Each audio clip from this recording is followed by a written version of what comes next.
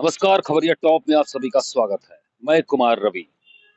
दहलीज की दर मुझे रगड़ने दे, मुझे यकीन है कि पानी यहीं से निकलेगा।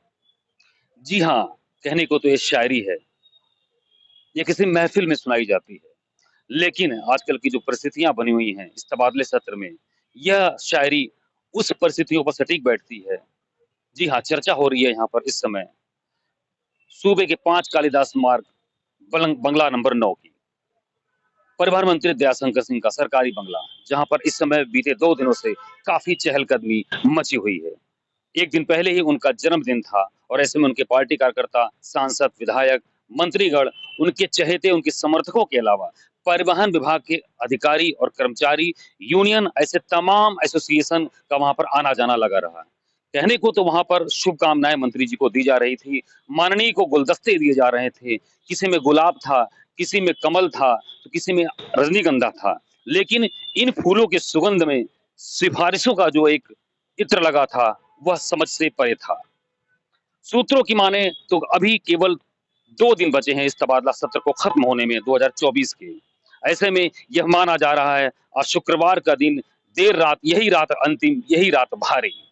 नियम के पूर्वक अगर देखा जाए तो केवल इस बार तबादला नीति के तहत 20% कर्मचारियों के और 10% अधिकारियों के तबादले होने हैं।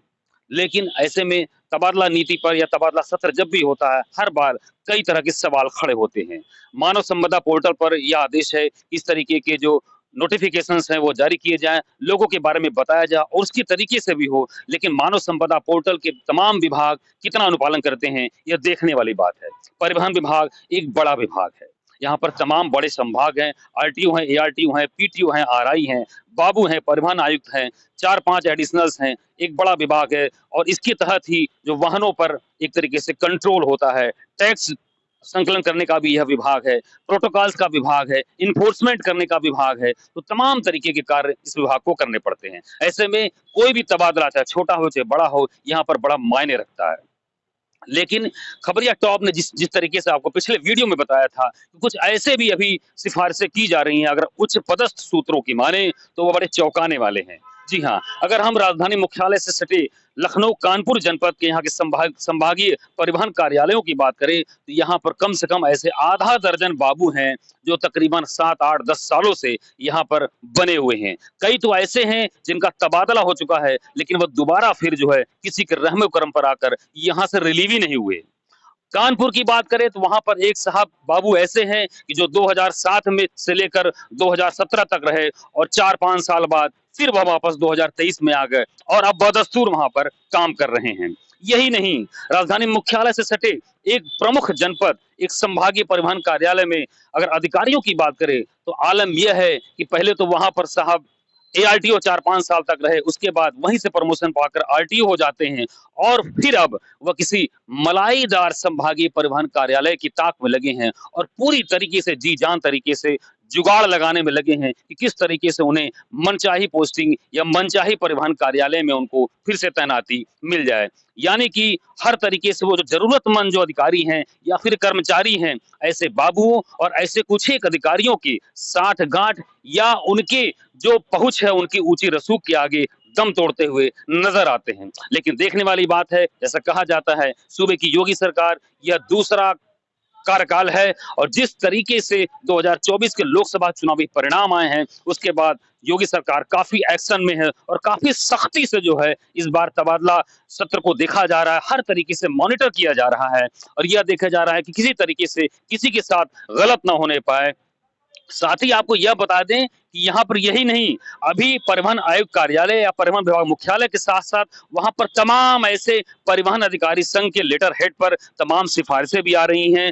यही नहीं, बाबुओं के जो उनके संघ हैं या स्टेनोग्राफर्स के जो संघ हैं उनके लेटर हेड पर भी कुछ उनके चहेतों के जो सिफारिशें वहां पर आ रही हैं, तो सिफारिशों का आना जाना लगा हुआ है, कहीं मंत्री तो कहीं परिवहन आयुक्त कार्यालयों पर आना जाना इसी तरीके से लगा है। अगर हम लखनऊ की बात करें तो यहाँ लखनऊ में भी इस समय आरटीओ प्रशासन की जिम्मेदारी उदयवीर सिंह संभाल रहे हैं, उनका अस्थायी चार्ज अभी फौरी तौर पर दिया गया था और अभी वह अपर सचिव रहे यहाँ पर एसटीए, लेकिन अभी देखा जा रहा है कि उन्हें यह अस्थायी चार्ज आगे बढ़ाया जाएगा या अस्थायी किया जाएगा। किस तरीके से तबादला सत्र उनके लिए जो एक तरीके से बेहतर होगा, यह अभी 2 दिन बाद पता चलेगा। लेकिन यह माना जा रहा है कि देर रात, क्योंकि शनिवार और सप्ताह का आखिरी समय है और रविवार जो छुट्टी का दिन है, तो ऐसे में यह माना जा रहा है कि सचिवालय का जो कामकाज है लगभग शनिवार की शाम तक निपट जाएगा। रविवार को कोई काम नहीं होगा। तो परिवहन विभाग मुख्यालय या परिवहन मंत्री माननीय दयाशंकर सिंह या उनकी टीम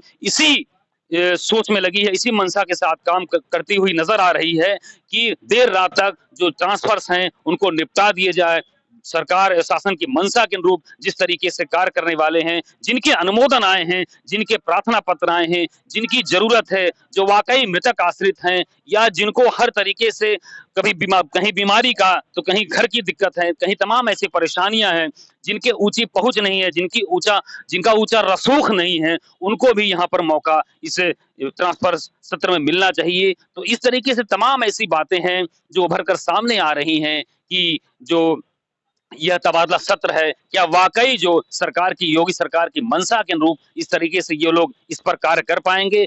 कहां तक यहाँ के हेड ऑफ डिपार्टमेंट, प्रमुख सचिव, परिवहन आयुक्त, एडिशनल ट्रांसपोर्ट कमिश्नर की टीम किस तरीके से प्रवर्तन सिपाहियों का तबादला या जो भी है नियम के तहत कर पाएगी, यह देखने वाली बात होगी। लेकिन यह माना जा रहा है कि यही आज की ही रात अंतिम है और आज की ही रात भारी है। देखते जाइए खबरिया टॉप की टीम के साथ, इसी तरीके से जुड़े रहिए। आपको लगातार परिवहन विभाग के इस तबादले सत्र से जुड़ी गतिविधियों और जो आने जाने वाली खबरों और इसी तरीके से आपको और तमाम बातों से सीधे तौर पर रूबरू कराते रहेंगे।